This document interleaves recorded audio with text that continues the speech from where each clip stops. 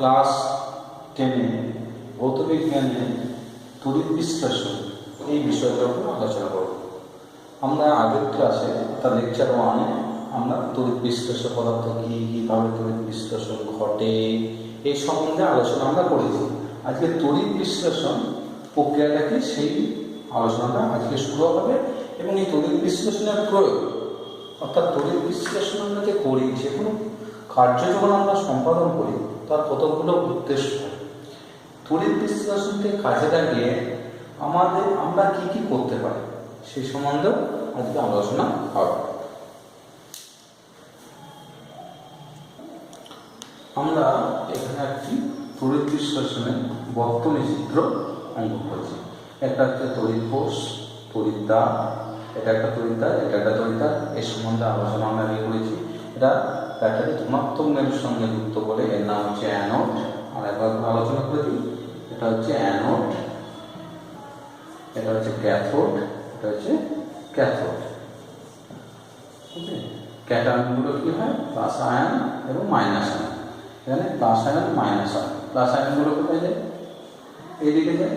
Minus আয়নগুলো এদিকে যায়। সেজন্য এইগুলো হচ্ছে ক্যাথোডের দিকে যে আয়নগুলো, ক্যাথোডের দিকে যে আয়নের সরণ হয় তাকে বলা হয় ক্যাটায়ন। অ্যানোডের দিকে যে আয়নের সরণ হয় তাকে বলা হয় অ্যানায়ন। এটা ক্যাটায়ন, এটা অ্যানায়ন। এই সম্বন্ধে আমরা জেনেছি। মোদ্দা কথা বলছি যে এই যে তড়িৎ বিশ্লেষণ পাত্রের মধ্যে আমরা যদি গলিত অর্থাৎ গলিত বা দ্রবীভূত পদার্থ দিই, তাহলে কি হবে? সে গলিত বা দ্রবীভূত পদার্থকে, ধরুন আমরা একটা উদাহরণ দিয়ে বলি, কষ্ট হয়ে যাবে। ধরুন এখানে সোডিয়াম ক্লোরাইডে গলিত সোডিয়াম ক্লোরাইড দিলাম। এখানে কি দিয়েছি? গলিত সোডিয়াম ক্লোরাইড। গলিত NaCl দিয়েছি, গলিত NaCl অর্থাৎ NaCl এর তরল দ্বারা পূর্ণ করেছি। তড়িৎ বিশ্লেষণ হিসাবে কি নিচ্ছি? গলিত NaCl। তাহলে গলিত NaCl আয়নে পানি Na প্লাস আর Cl মাইনাস। Na প্লাস গুলো কোন দিকে যাবে? Na প্লাস এদিকে, Cl মাইনাস। তাহলে দেখো Na প্লাস এখানে যাবে, এখানে কি হবে? তাহলে Na প্লাস ইলেকট্রন গ্রহণ করবে। এর সম্বন্ধে তোমাদের বলেছি, ইলেকট্রন গ্রহণ করে নিস্তড়িত পরমাণুতে পরিণত হবে। অর্থাৎ ক্যাথোডে সোডিয়াম ধাতব কণ হবে। আর ক্লোরিন কোথায় যাবে? এখানে যাবে, অর্থাৎ অ্যানোডে আসবে। অ্যানোডে এসে ইলেকট্রন মুক্তি অর্থাৎ অতিরিক্ত ইলেকট্রনকে সে কি দান করবে? তাহলে অ্যানোডে ক্লোরিন গ্যাস, তাহলে ক্যাথোডে কি উৎপন্ন হবে? সোডিয়াম ধাতব। অ্যানোডে কি হবে? Chlorine gas. আমরা যেটা বোঝাতে চাইছি, যদি তড়িৎদ্বার দুটো না দেখো, গলিত NaCl থাকতো, তাহলে কি সোডিয়াম ধাতব এবং ক্লোরিন গ্যাসকে আলাদা করতে পারতাম? প্রশ্ন এটা। পারতাম না। তাহলে আমরা কি করে করছি? গলিত NaCl দিয়েছি, সঙ্গে দুটো তড়িৎদ্বার এবং তড়িৎ কোষ যুক্ত হয়েছে। তড়িৎ কোষের মধ্যে দিয়ে যখন তড়িৎ প্রবাহিত হবে, তখন সোডিয়াম আয়নগুলো এইখানে ছুটবে, ক্লোরিন আয়নগুলো এদিকে ছুটবে। অর্থাৎ তড়িৎ বিশ্লেষক পাত্রের মধ্যে Na প্লাস গুলো এদিকে ছুটছে, ধনাত্মক আধান যেদিকে যায় তড়িৎ প্রবাহ সেদিকে হয়। তাহলে তড়িৎ প্রবাহ কোন দিকে হচ্ছে? অ্যানোড থেকে ক্যাথোড, তড়িৎ প্রবাহের দিকে। তড়িৎ প্রবাহ দিয়ে অ্যানোড থেকে ক্যাথোড। এই যে যাচ্ছে Na প্লাস, কি করলো? এখানে তার ইলেকট্রনের খিদে আছে, সে একটা ইলেকট্রন গ্রহণ করলো এবং সোডিয়াম পরমাণুতে পরিণত হলো। ঠিক তেমনি ক্লোরিনের মাথায় কি অতিরিক্ত একটা ইলেকট্রন আছে, সে গিয়ে ইলেকট্রনটা অ্যানোডকে দান করবে। অ্যানোডকে দান করে ক্লোরিন পরমাণু হলো, ক্লোরিন পরমাণু থেকে ক্লোরিন অণু তৈরি করবে। এই পর্যন্ত যথেষ্ট। তাহলে তড়িৎ বিশ্লেষক কাকে বলে? সংজ্ঞাটা এটা হচ্ছে হেডিং হচ্ছে তড়িৎ বিশ্লেষণ। তড়িৎ বিশ্লেষণ,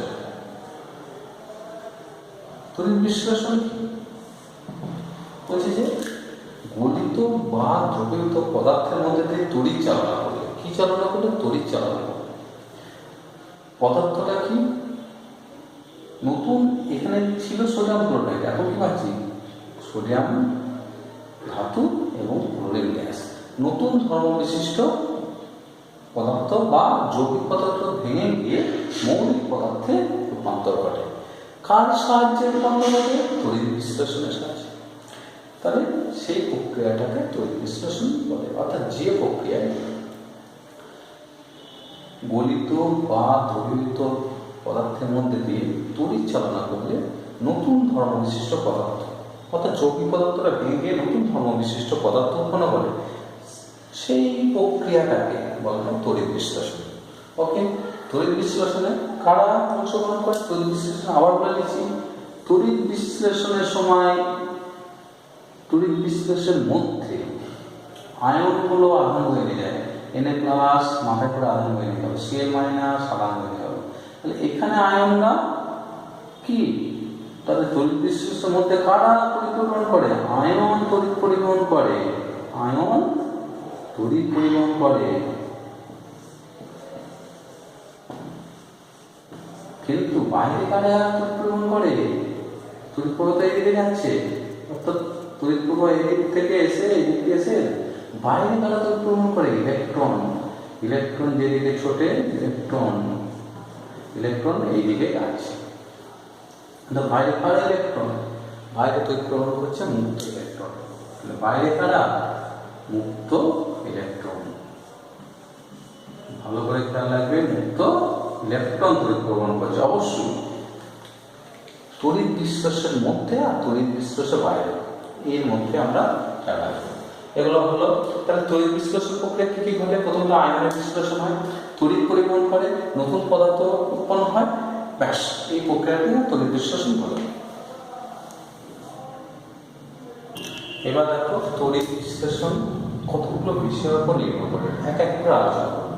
আমরা এখানে যে তড়িৎ কোষটা নিয়েছি, এই যে তড়িৎ কোষটা নিয়েছি, এই তড়িৎ কোষটা হচ্ছে ডিসি সাপ্লাই, অর্থাৎ সমপ্রবাহ। সমপ্রবাহ বলতে আমরা কি জানি? প্রবাহ সবসময় প্লাস থেকে নির্গত হয়ে এইদিকে গিয়ে, অর্থাৎ এই অভিমুখে তড়িৎ প্রবাহ ঘটাচ্ছে সবসময়, সেই জন্য এটা সমপ্রবাহ। বলছে তড়িৎ বিশ্লেষণের সময় ডিসি ব্যবহার করতে হবে। তাহলে তড়িৎ বিশ্লেষণের সময় কোন বিষয়গুলো খেয়াল রাখতে হবে? ডিসি ব্যবহার হয়। কি ব্যবহার হয়? ডিসি ব্যবহার হয়, এসি নয়, এসি নয়, এসি নয়। তার অর্থ কি? যদি এসি প্রবাহ ব্যবহার করতে হয়, কি ঘটতো দেখো? এসি প্রবাহ কথা হতো কি, 1 সেকেন্ডে এইদিকে একবার প্রভাব, এইদিকে একবার প্রভাব, অর্থাৎ 1 সেকেন্ডে এইরকম দিক পরিবর্তন করে 100 বার, 100 বার দিক পরিবর্তন। এই দিকটা যদি ধনাত্মক ধরে এদিকে 100 বার এদিক এদিক, বুঝলি তো? অর্থাৎ একবার এদিকে, এবার এদিকে, এদিকে 1 সেকেন্ডের মধ্যে 100 বার। আচ্ছা বলো, একটা সোজা মনকে 1 সেকেন্ডের মধ্যে যদি 100 বার এদিক এদিক করা হয়, আয়নটা কি থাকবে? স্থির থাকবে। ক্লোরিন আয়নটা কি থাকবে? স্থির থাকবে। ও একবার এদিকে যেতে যাবে, এটা প্লাস, পরক্ষণে এটা প্লাস। তাহলে ক্লোরিন একবার এদিকে যেতে যাবে, ক্লোরিন একবার এদিকে যেতে যাবে। ফলে আয়নগুলোর মধ্যে কম্পন হবে, কিন্তু কোনো স্মরণ হবে না। আয়নগুলো এক জায়গাতে স্থির থেকে যাবে।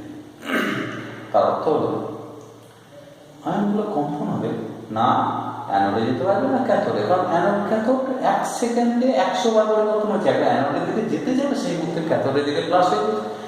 ফলে এই আয়নগুলো স্থির থাকে। ফলে তড়িৎ বিশ্লেষণ প্রক্রিয়াটা ডিসি সোর্স, অর্থাৎ সমপ্রবাহ ব্যবহার করা হয়, এসি নয়। 2 নম্বরের শর্ত, 2 নম্বর খেয়াল করো, কোন শক্তি কোন শক্তিতে রূপান্তর করছে। এর মধ্যে যে তড়িৎ শক্তি আসে, তড়িৎ শক্তি কি রাসায়নিক শক্তিতে রূপান্তর করছে। তাহলে তড়িৎ বিশ্লেষণ প্রক্রিয়া কি হচ্ছে? তড়িৎ শক্তি, রাসায়নিক শক্তি। ছোট ছোট বিষয়গুলো খেয়াল রাখা। তড়িৎ শক্তি থেকে রাসায়নিক শক্তি, তড়িৎ শক্তি কিসে রূপান্তর হচ্ছে? তড়িৎ শক্তি রাসায়নিক, রাসায়নিক তড়িৎ শক্তি রাসায়নিক শক্তি রূপান্তর হচ্ছে। 3 নাম্বার খেয়াল করো, ভালো করে খেয়াল করো। দেখো Na প্লাস কোথায় যাচ্ছে? ক্যাথোডে। প্লাস আছে, সে মাইনাস তড়িৎদ্বার দিকে যাবে, এটা মাইনাস তড়িৎদ্বার। প্লাস আছে, মাইনাস তড়িৎদ্বার দিকে গেল। মাইনাস তড়িৎদ্বার দিকে গিয়ে কি হলো? ক্যাথোডে গিয়ে কি ঘুরলো? ক্যাথোডে গিয়ে কি ঘুরলো দেখে নাও। ক্যাথোডে গিয়ে সোডিয়াম কি করলো? তার মাথায় ঘাটতি, অর্থাৎ ইলেকট্রন কম আছে। Na প্লাস মানে একটা ইলেকট্রন কম আছে, একটা প্লাস। সে কি এখানে এলো, এখানে প্রচুর সংখ্যক ইলেকট্রন আছে, এর কাছে গেলে এ ইলেকট্রন দান করবে, কারণ এ নেগেটিভ। তাহলে এর কাছে এসে ক্যাথোডে এসে কি একটা ইলেকট্রন খেলো, কি খেলো? সোডিয়াম। তাহলে দেখো সোডিয়াম একটা ইলেকট্রন খেলো, তাহলে কি হয়ে গেল? সোডিয়াম। সোডিয়াম নিস্তরিত পরমাণুতে পরিণত হলো N। এই যে বিক্রিয়াটা হলো ইলেকট্রন, তাহলে কোনো পরমাণু বা মূলক বা আয়ন ইলেকট্রন গ্রহণ যদি করে তাকে কি বলবো? বিজারণ বিক্রিয়া।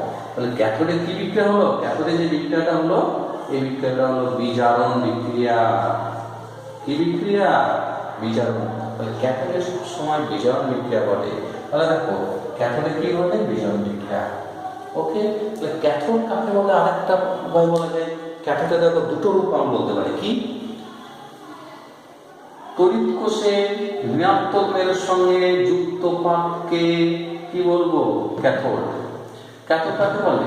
তড়িৎ কোষ তার ঋণাত্মক মেরুর সঙ্গে যুক্ত পাককে বলবো ক্যাথোড। আরেকভাবে ক্যাথোডের সংজ্ঞা দেওয়া যেতে পারে কি? ধনাত্মক আয়ন অর্থাৎ ক্যাটায়নগুলো, ধনাত্মক আয়নগুলো যে পাতে দিয়ে ইলেকট্রন গ্রহণ করে, তাহলে ধনাত্মক আয়ন কোন পাতে দিয়েছে? এই পাতে আমি নাম বলছি না, ইলেকট্রন গ্রহণ করে নিস্তরিত পরমাণুতে পরিণত হয় কোন প্রক্রিয়ায়? বিজারণ প্রক্রিয়ায়। সেই পাককে ক্যাথোড বলে। সংজ্ঞাটা বুঝে না গেল? ক্যাথোডের সংজ্ঞা আরেকবার বলছি, ধনাত্মক আয়নগুলো যে তড়িৎদ্বারে গিয়ে ইলেকট্রন গ্রহণ করছে, প্লাস মানে ইলেকট্রন গ্রহণ করছে, গ্রহণ করে নিস্তরিত পরমাণু বা মূলক বা আয়নে পরিণত হচ্ছে, এটা নিস্তরিত, সেই তড়িৎদ্বারকে বলবো ক্যাথোড।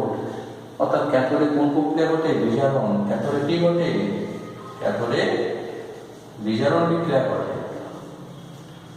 ভালো করে খেয়াল রাখবে, বিজারণ। ঠিক একইভাবে অ্যানোডে কি হয়? অ্যানোডে আসে ক্লোরিন। ক্লোরিন অ্যানোডে, অ্যানোডে এসে ক্লোরিনের মাথায় কি আছে? অতিরিক্ত ইলেকট্রন। তাহলে মাথায় অতিরিক্ত ইলেকট্রন আছে, সে কি ইলেকট্রন ত্যাগ করলো, ত্যাগ করে কি হলো? ক্লোরিন পরমাণুতে পরিণত হলো। তাহলে ইলেকট্রন ত্যাগ করলে তাহলে কোনো মৌল, কোনো পরমাণু, কোনো আয়ন, কোনো মূলক যখন এক বা একাধিক ইলেকট্রন ত্যাগ করে সেই বিক্রিয়াটাকে জারণ বিক্রিয়া বলা হয়। তাহলে ক্যাথোডে যদি বিজারণ হয়, অ্যানোডে কি হয়? অ্যানোডে জারণ। এই বিষয়গুলো খেয়াল রাখবে প্রত্যেকে। ছোট ছোট বিষয়, এখান থেকে কি প্রশ্ন আসে? প্রশ্নের শেষ নাই। বারবার বলছি প্রশ্ন কয়েক হাজার প্রশ্ন করা যায়, কিন্তু বিষয়টাকে ভালো করে খেয়াল রাখো। ক্যাথোডে বিজারণ হচ্ছে, কেন বিজারণ হচ্ছে ব্যাখ্যা করেছি। অ্যানোডে জারণ হচ্ছে, কেন জারণ হচ্ছে ব্যাখ্যা করেছি, ব্যাখ্যাটা আমরা করেছি। নেক্সট চলে এসো, এটা বুঝতে পারলাম আমরা। এরপরে আমরা প্রত্যেকটা দেখলাম, এরপরে আমরা জলের তড়িৎ বিশ্লেষণটা আলোচনা করব। এখানে খেয়াল করো, জলের তড়িৎ বিশ্লেষণ। এটা হচ্ছে একটা পাত্র, পাত্রের মধ্যে দুটো তড়িৎদ্বার আছে, এটা একটা তড়িৎদ্বার, এটা একটা তড়িৎদ্বার। এটা সরু তার দ্বারা সাধারণত প্লাটিনাম তারই নেওয়া হয়। এক্ষেত্রে প্লাটিনাম দুটো তার, যেটা হচ্ছে দুটো তড়িৎদ্বার। এই তারটা ব্যাটারি প্লাস মেরুর সঙ্গে যুক্ত, তাহলে একে বলবো অ্যানোড। নাম কি? অ্যানোড। এটা ব্যাটারি নেগেটিভ মেরুর সঙ্গে যুক্ত, এর নাম কি? ক্যাথোড। বুঝলি? তাহলে অ্যানোড এবং ক্যাথোড আমরা বুঝতে পারবো। জলের তড়িৎ বিশ্লেষণ খেয়াল করো, বিশুদ্ধ জল তড়িতে কুপরিবাহী, অর্থাৎ তড়িৎ পরিবহন করে না। আচ্ছা, কেন করে না বিশুদ্ধ জল? এই ব্যাখ্যাটা এবার আমরা দেখব। বিশুদ্ধ জল তড়িৎ পরিবহন করে না।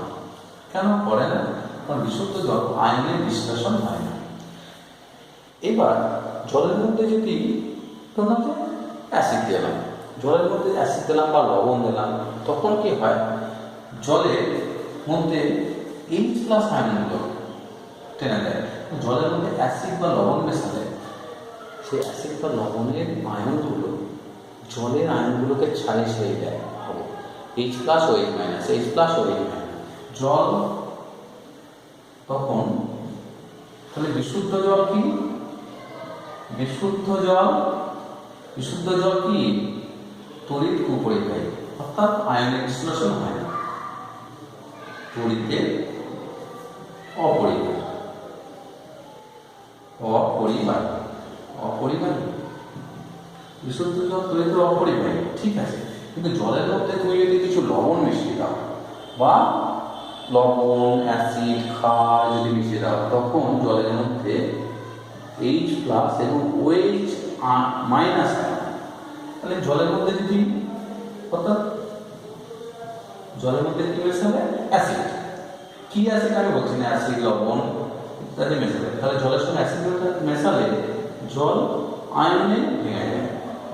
যে কটা আয়নে ভাঙে, যে জলের মধ্যে অ্যাসিড যদি দাও, অসংখ্য জল H প্লাস এবং OH মাইনাস আয়নে ভাঙে। তাহলে জলের মধ্যে অ্যাসিড দিলে H প্লাস OH মাইনাস অসংখ্য আয়নে ভাঙে। শুধু কি এই আয়নটি আছে, জলের মধ্যে অ্যাসিড দিয়েছি জন্য H2SO4 দিয়েছি, কি দিয়েছি? H2SO4 বা সোডিয়াম ক্লোরাইড। অ্যাসিড না দিয়ে ধরুন লবণ দিয়েছি, সেটা দেখতে পাবো NaCl, দেখতে পাবো আয়নে ভেঙে গেল।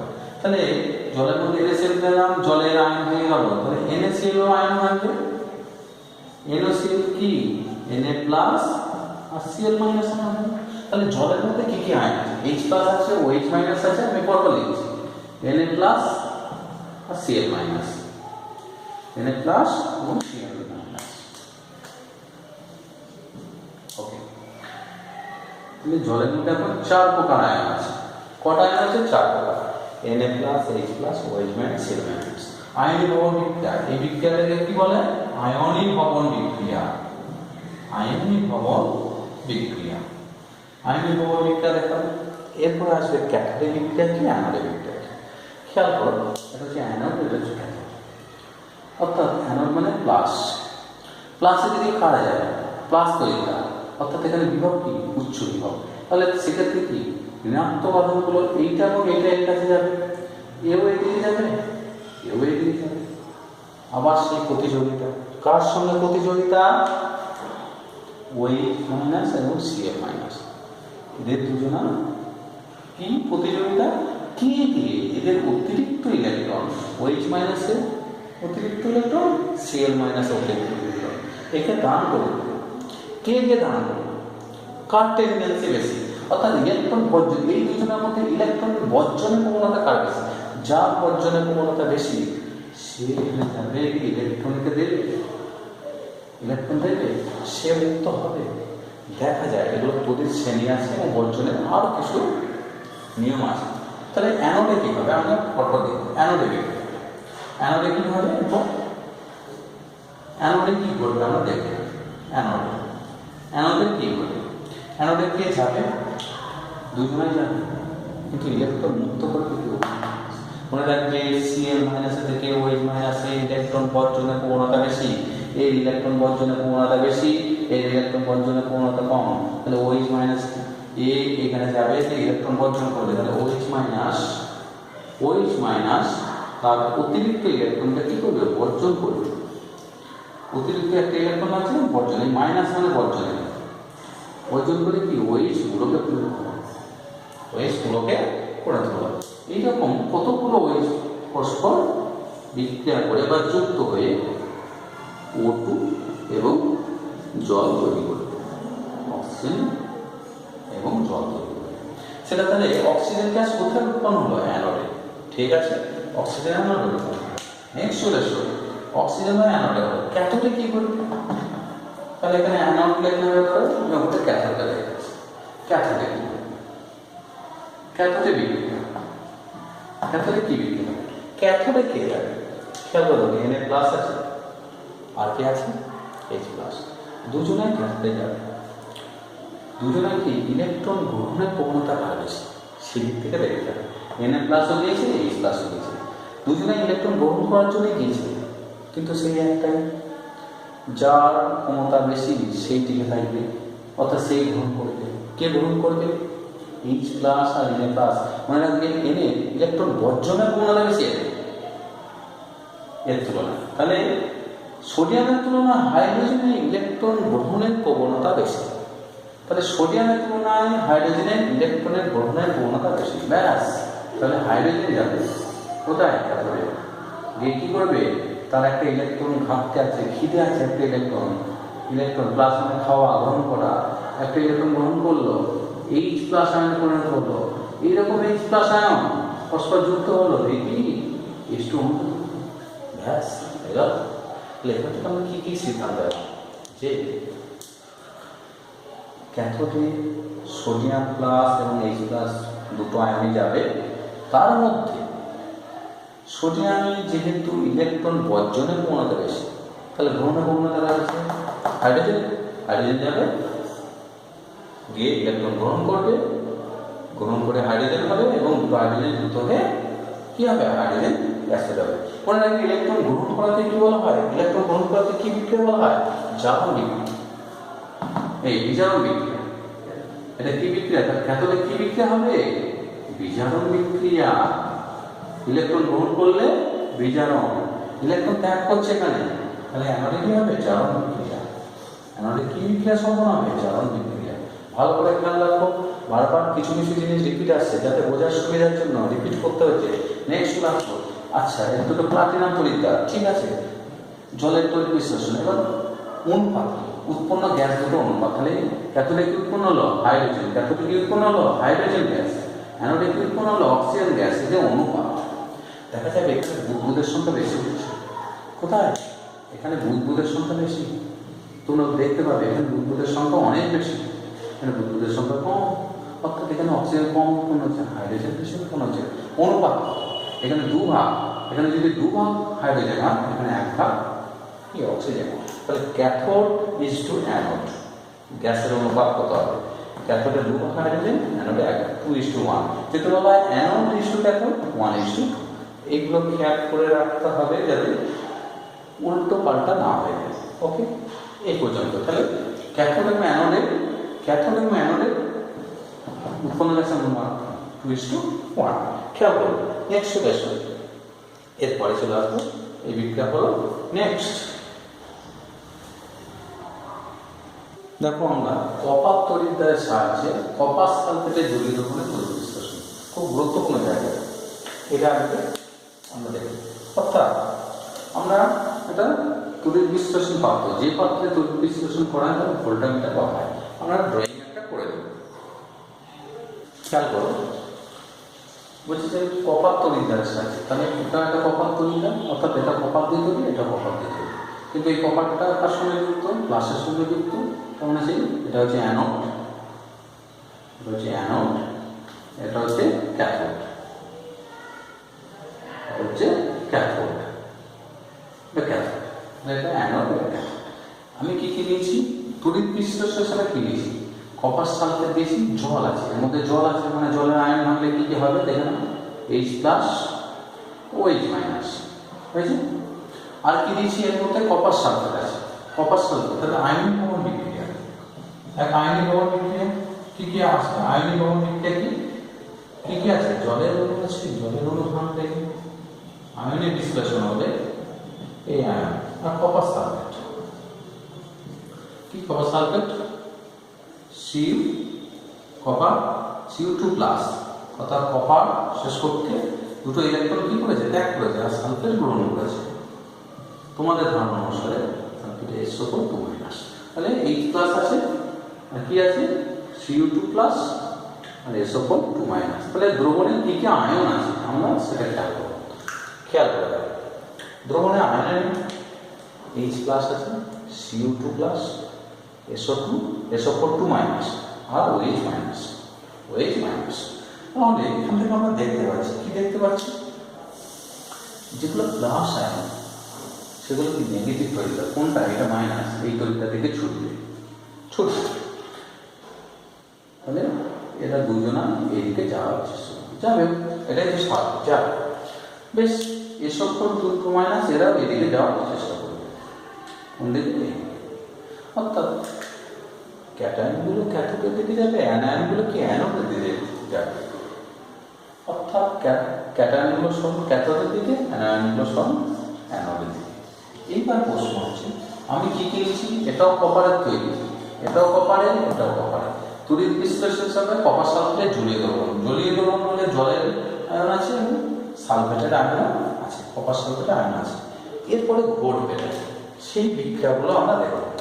অ্যানোডে কি, অ্যানোড কি, তাহলে এবার অ্যানোডে, অ্যানোডে কি হতে পারে সেটা খেয়াল করো। অ্যানোডে, অ্যানোডে কি বিক্রিয়া হতে পারে? অ্যানোডে কি যাবে? এরা যাবে। ক্যাথোডে কারা যাবে? এরা যাবে। আচ্ছা, অ্যানোড না বলে প্রথম ক্যাথোডটা বোঝায়, সুবিধা হবে। ক্যাথোডে, তারপর একটা অ্যানোড আসবে। ক্যাথোডের বিক্রিয়া কি হয়? ক্যাথোডে কি যাবে? H+ আর Cu2+, অর্থাৎ হাইড্রোজেন আয়ন এবং কপার আয়ন, এই দুটো আয়ন ক্যাথোডে যাবে। দুজন আয়ন প্লাস আছে, অর্থাৎ দুজনে ইলেকট্রন গ্রহণ করতে চায়, কিন্তু ইলেকট্রন গ্রহণের প্রবণতা কার বেশি? তোমাদের একটা ক্লাস 8 বা 7 ছিল, 10-এও আছে, পরের চ্যাপ্টারে ধাতব সিরিজ, অর্থাৎ ধাতুর সক্রিয়তা সিরিজ। মনে রাখবে, হাইড্রোজেনের নিচে কপার আছে, হাইড্রোজেনের উপরে কার আছে? হাইড্রোজেনের উপর কার আছে? উপর থেকে ধরলে একদম potassium, potassium, calcium, sodium, magnesium, aluminium, এমনি করে লোহা, এইসব জিঙ্ক, লোহা, তারপরে হাইড্রোজেন, তার নিচে কপার। অর্থাৎ ইলেকট্রন গ্রহণের প্রবণতা, উপর থেকে নিচে নামলে গ্রহণের প্রবণতা কপারের বেশি, হাইড্রোজেনের কম। কপারের বেশি, হাইড্রোজেন কম, তাই দুজনেই যাবে ঠিকই, কিন্তু কপারকে কি ইলেকট্রন গ্রহণ করার প্রবণতা বেশি। ইলেকট্রন গ্রহণ করবে কার কাছে? এর কাছ থেকে। তাহলে ক্যাথোডে দুজনে যাবে, কিন্তু দুজনে গিয়ে বিক্রিয়াকে মানে ইলেকট্রন গ্রহণ করবে, ইলেকট্রন গ্রহণ করবে কপার আয়ন। কপার আয়ন গেল ক্যাথোডে, দুটো ইলেকট্রন গ্রহণ করলো, কটা খিদে আছে? দুটো ইলেকট্রন খাওয়ার সামর্থ্য আছে, 2+, দুটো ইলেকট্রন গ্রহণ করলো, প্লাস মানে গ্রহণ করলো, খেলো, কি হয়ে গেল? কপার ধাতু। তাহলে কপার ধাতুটা কোথায় গিয়ে জমা হলো? এখানে ধরো কপার ধাতু জমা হলো, একটা একটা করে, অসংখ্য, একটা গেল কপার, আবার জমা হলো। আমি একটা প্রথমে দেখালাম, এই যে দ্রবণে একটা কপার গেল, সঙ্গে সঙ্গে অ্যানোডে বিক্রিয়াটা দেখে, তারপরে আবার আসো ক্যাথোড। অ্যানোডে বিক্রিয়া কি হবে? অ্যানোডে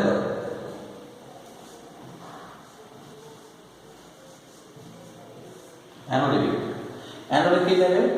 SO4₂- OH2-, দুটো আয়নে অ্যানোডে গেল। এর মধ্যে SO4 OH- এর ইলেকট্রন বর্জনের প্রবণতা বেশি, অর্থাৎ OH- আয়নে ইলেকট্রন বর্জনের প্রবণতা বেশি, কার থেকে? এর থেকে। কিন্তু অদ্ভুত ব্যাপার, এই যে পাতটা, এটা কি? এগুলো তো কপার, কপার। এখানকার যে কপার পরমাণুগুলো আছে, এই কপার পরমাণু টুক করে, এই ধরনের একটা কপার, এই কপার পরমাণুটা টুক করে একে দুটো ইলেকট্রন দিয়ে এখানে চলে যাবে। ভালো করে বলবো, এই পাতটা কপার দিয়ে তৈরি, এই পাতের মধ্যে কপারের পরমাণু একে দুটো ইলেকট্রন দিয়ে এখানে চলে যাবে। এদেরকে মুক্ত হতে দিল না। কেন দিল না? এদের থেকে কপারের ইলেকট্রন বর্জনের প্রবণতা বেশি। আবার বলি, SO4₂- OH- এবং কপার, এখানে কপার আছে, এই তিনটে, দুটো আয়ন এবং একটা পরমাণুর মধ্যে ইলেকট্রন বর্জনের প্রবণতা কার বেশি? কপার। সেই জন্য এখানকার কপার একে দুটো ইলেকট্রন দিয়ে এলো, দিয়ে কোথায় চলে এলো? দ্রবণে চলে এলো। খেয়াল করো, একটা কপার এখানে গিয়ে জমা হয়েছিল, ঠিক তখনই একটা কপার দ্রবণে চলে এলো। একটা কপার ক্যাথোডে জমা হলো, অ্যানোড থেকে একটা কপার পরমাণু কোথায়? দ্রবণে চলে এলো। ব্যাস। দ্রবণের গাঢ়ত্বে কি কোনো পরিবর্তন করলো? না, দ্রবণের গাঢ়ত্বে কোনো পরিবর্তন ঘটে না। তাহলে অ্যানোডে বিক্রিয়া কি? অ্যানোডে বিক্রিয়া হবে কপার, এখানে কপার দুটো ইলেকট্রন ত্যাগ করলো, কপার -2, দুটো ইলেকট্রন ত্যাগ করে এখানে থাকে গেছে, যে দ্রবণে কি হলো? Cu2+, তাহলে দ্রবণে Cu2+ হিসাবে চলে গেল। নেক্সট দেখো, তাহলে অ্যানোডে বিক্রিয়া আমরা দেখতে পেলাম। কতগুলো প্রশ্ন এখানে। দ্রবণের গাঢ়ত্বে কোনো পরিবর্তন হলো না, দ্রবণের গাঢ়ত্ব এখান থেকে দ্রবণ থেকে একটা Cu+ এখানে গিয়ে জমা হচ্ছে, ঠিক সেই সময় একটা করে কপার আয়ন, এখান থেকে কপার পরমাণু আয়ন হিসাবে দ্রবণে আসে। দ্রবণে আয়নের গাঢ়ত্ব